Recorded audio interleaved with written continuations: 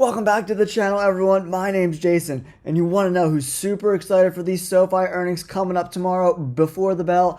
This guy is. Alright, in today's episode, I want to break down all the different categories that are going to be announced tomorrow. From revenue, new deposits, customer acquisition costs, all the good stuff. I want to break down in this episode before we get into earnings tomorrow morning. So make sure you stay tuned for this video, you subscribe to the channel, you hit that like button because we're dropping all kinds of SoFi predictions coming up for earnings tomorrow. Let's get into it. All right, SoFi fam, the first thing I want to talk about today is membership growth. We're going to look at quarter over quarter. We currently have 7.5 million SoFi members. And if you look on the chart, and all these charts are from Data-Driven Investing. You got to follow him on Twitter. Dude's the best in the business. I will leave his ticker for his Twitter, X, whatever the heck you want to call it, in the description below. Make sure you check him out. He is the absolute best when it comes to SoFi information. So the last 3 quarters are all over 500,000 new members added, right? So there is a little bit of a trend where Q4 is a little bit higher than Q1. It's been like that the last 2 years. But I think we buck that trend because we have some good tailwinds with the NBA partnership kicking in February and the website traffic data going up. So my prediction, 605,000 new membership adds, and that's going to have us cross over 800 million active members for SoFi. That's absolutely incredible. And if we keep up this pace of about 500,000 members added each quarter, we're going to hit over 10 million active members in SoFi very, very soon.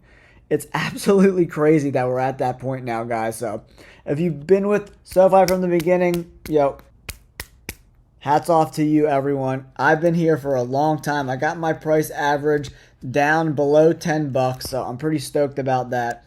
I own right around 4,000 shares of SoFi. So I'm never going to front with you guys. I'm never going to lie. I'm not going to make stuff up and tell you to buy stocks when I don't actually own them just for clicks.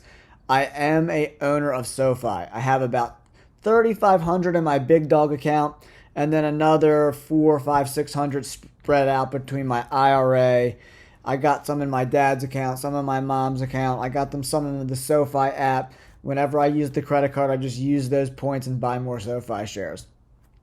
Okay, so yeah, we're going to predict 605,000 new members added this quarter. I think we can do it. We did 585,000 last quarter, and I think with the brand awareness and then the snowball effect too, right?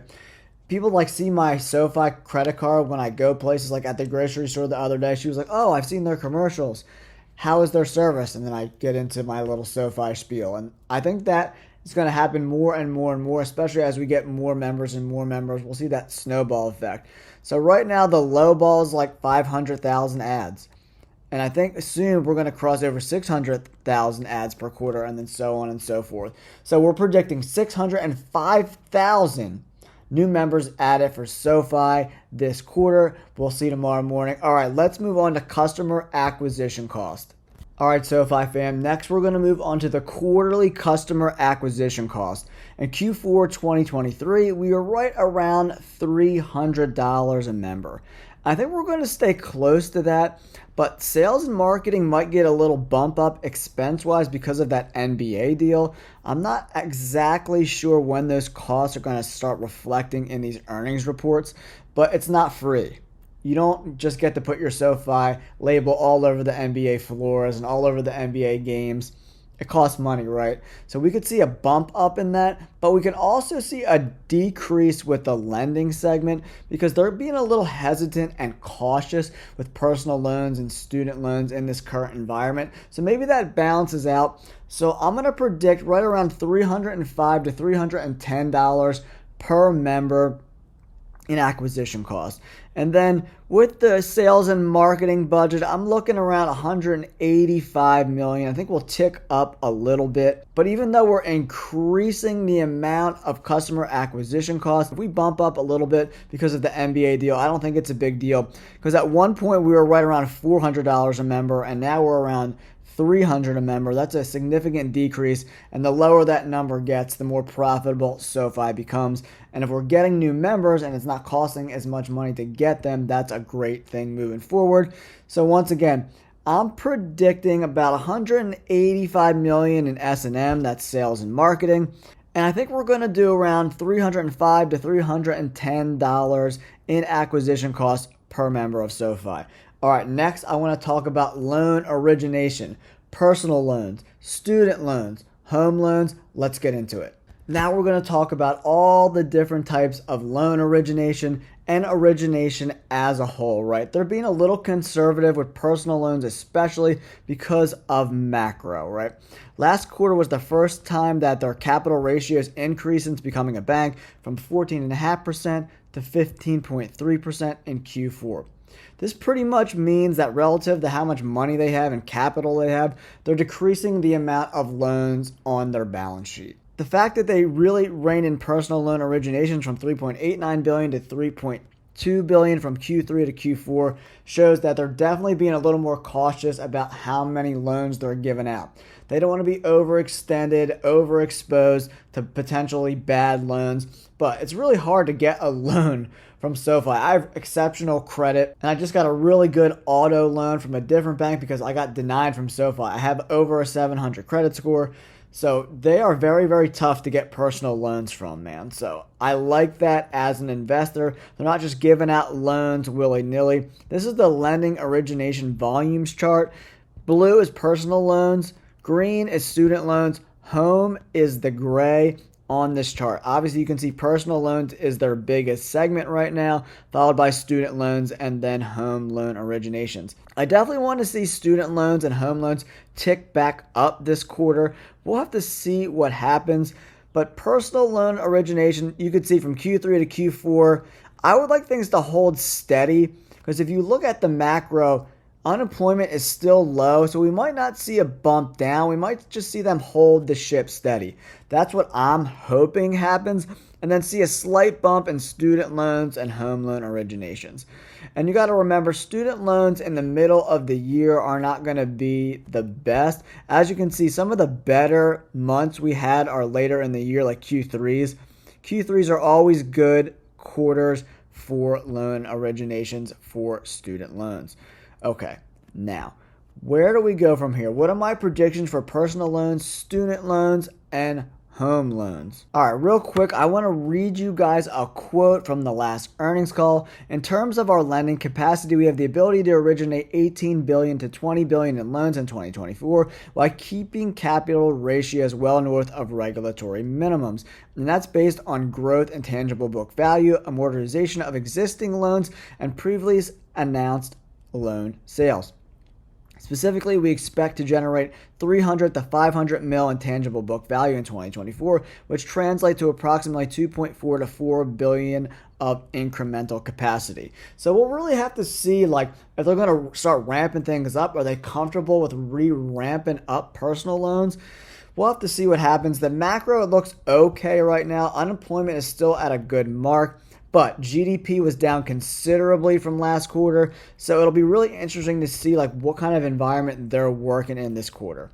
Okay, so I want to talk about personal loan originations. DDI is predicting $3.65 billion in personal loans, and I'm kind of right in that ballpark too. I'm going to say $3.75 billion in personal loans. I want to see student loans tick up to 800 mil. That's my prediction in student loan originations. And I think they'll cross 300 million for the first time in home loan originations. I think people are getting sick and tired of waiting out the Fed. A lot of my friends are real estate agents and they're staying pretty busy, man. So I think we'll cross 300 million in home loan originations for the first time. I'm pretty confident in that number. I think the numbers are going to be similar to last quarter, but who knows? They have $500 million more of capital they can work with to originate loans. So maybe they ramp it up a little bit. I think we're going to see a slight dial up. Whenever earnings come around, deposits is one of my favorite metrics to check out. Here is the quarterly deposit growth, quarter after quarter after quarter.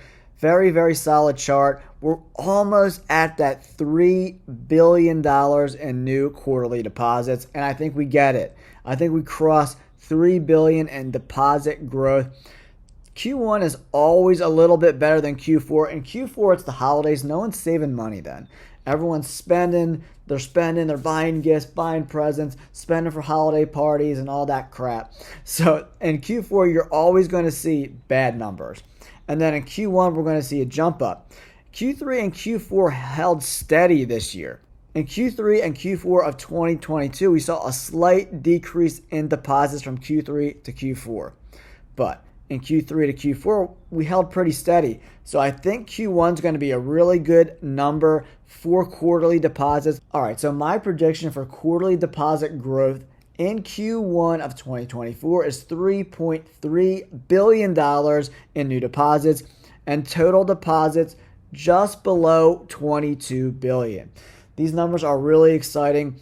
I think they could even go a little bit higher than that. I think we're going to see a lot of people saving more now than ever, especially because in those savings accounts, you can get like 4.5% to 5%. So saving now is very, very valuable to investors. So hopefully we'll see that $3.3 billion in new deposits.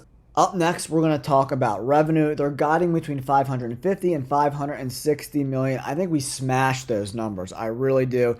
It's really hard to predict, right? They're trying to scale back a little bit, but I think with all these new members, we're going to see them probably come in about even with 2023 numbers. Anthony Noto loves to put the numbers out a little bit worse than they're actually going to be, so he comes out looking good, right? He's definitely under promises and over delivers, and I love that about Anthony Noto. He knows the stock market game. If you over promise and under deliver, your stock's going to get crushed. So you under promise and over deliver. I think that's where we're going to be at this quarter. My prediction is $590 million in adjusted net revenue.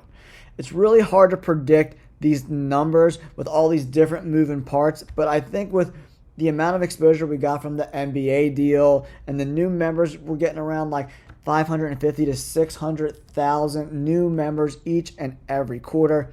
I think we're going to, surprise to the upside here. I'm going to say $590-ish million for this quarter, everybody. Next, I want to talk about EPS and their GAAP net income. I definitely think they're going to be EPS positive again this quarter. I agree with data-driven investing on this. 10 to 20 million of GAAP net income, which translates to about between 0 and 0.01 cents of EPS. So can we beat to the upside a little bit? If we do a little bit better on these segments, is it possible for us to get 2 cents of EPS? I really do think it is. I think we can get up to 2 cents of EPS, not much more than that. I'm right around GAAP net income of about $30 million. If we can get to $30 million, we can do about 2 cents in EPS. So if we can beat on all these segments, come in with another positive EPS between 1 cent and 2 cents, I think the stock is going to do really well this week. We had a killer after earnings on Friday. It's already trading over $8. If we get another double or triple beat, I think we're going to be around $9 to $9.50 on Monday. So get ready, everyone. Put your seatbelt on. Things could get crazy. I'm hoping they continue to overperform and outperform their guidance. That's what they typically do in these earnings calls. They under promise, over deliver. And I think that's going to be consistent every quarter after quarter, right? So 2 cents in EPS. I definitely want to see around 585 to 600 million in net revenue. We'll see where those numbers are at. If you guys have any predictions of where these numbers are, let me know in the comments below. I hope you guys got something out of this video. And don't forget, data-driven investing came up with all these charts. He's the best in the business. I said it before, I'll say it again. I'll leave his Twitter handle in the comments below so you guys can check out him on Twitter. And he does a ton of stuff on Twitter and off Twitter, so make sure you check him out. All right, everyone, thank you so much for tuning into this video. I hope you got something out of it. I appreciate you all tuning in. Don't forget to hit that like button and subscribe to the channel. We're getting closer and closer to 1,000 subs. So if you guys could really help me out and subscribe to the channel, I would really, really appreciate it. All right, let's go, SoFi. Woo! It's gonna get crazy.